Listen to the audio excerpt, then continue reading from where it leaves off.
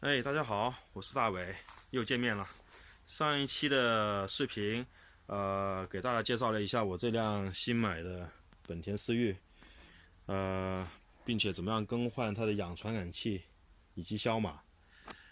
这一期依然是对这个车的一个小小的维修，整备，没什么大的问题，主要是我发现这个后面的这个防撞杠裂掉了。以及这个地方，我用这个胶带给粘住。那如果不对它进行修复的话，随着这个车开动，它的不停的震动，会让这个裂缝越来越大，最后导致可能会断掉。那我对车还是比较要求稍微有点要求吧，不能说很高。我不喜欢看到它这样子，所以我要对它进行一个修复。原来是想着直接在这里进行粘连，但因为它的自身的重量，导致它不能很好的连在一起。这个地方也是，它已经这样子撬开了，你要不可能一个人直接把它按住来进行贴合，所以最好的方法就是把这个后杠给拆下来，放到一个平整的地方，然后进行一个修复，再把它安上去。所以这一期的视频给大家带来的是如何在进行这个后杠的一个拆卸。其实很简单，首先是在轮眉这个附近。那一般情况下，有很多车会有一个挡泥板在这个地方，我这个车没有，所以就少了这一步。那我可以这里跟大家说一下，如果有挡泥板的话，怎么样拆装？大家可以看一下，这里有一个洞，这里也有，然后上面这里还有一个。如果你要拆挡泥板的话，有3个螺丝你要拆掉，然后在里面这个地方，大家可以看一下，这个地方也有个孔，是一个扣件，大家也要把这个扣件给拆掉，那这个挡泥板就可以拆下来了。另外一边也是一样的，所以大概就是一个、2个、3个、4个扣件来固定这个挡泥板。那拆掉左右2个挡泥板以后，就到这个后杠本身。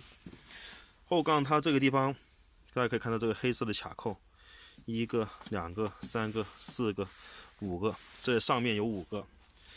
然后在扣板的下面，大家可以看到1个、2个，有2个卡扣，所以挡泥板本身是有7个。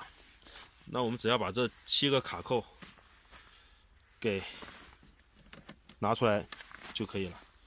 那我现在给大家看一下怎么样拆。那我们先拆下面的，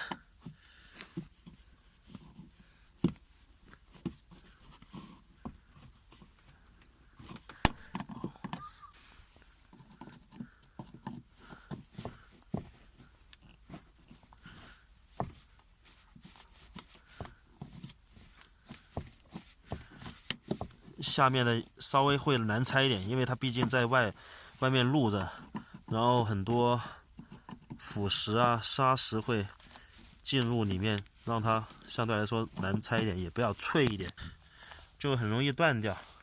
这个已经拆掉了，这个你看我刚刚撬的时候它就断，这个边就断了。假如断的话也无所谓，大家可以把上面好的那5个挪一个下来也可以，又或者到那个零件店里面去买，这个卡扣一般几块钱，大概就有个3、5个，进行更换也可以，因为这种还是易损件。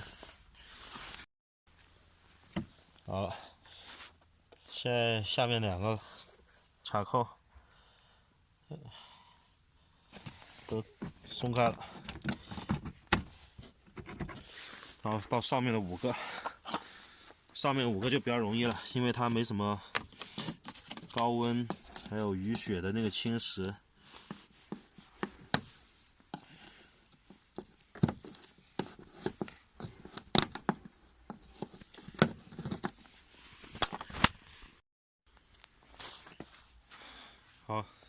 大家可以看到，现在后杠已经拆下来了，其实还比较简单的。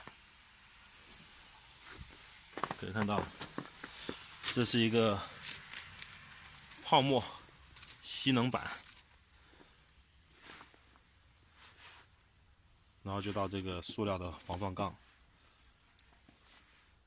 那这个后杠的拆卸就这样子了。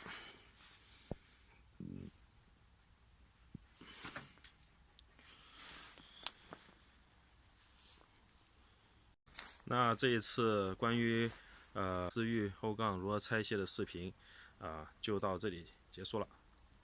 如果喜欢的话，请点赞并订阅我的视频。那就这样的，拜拜。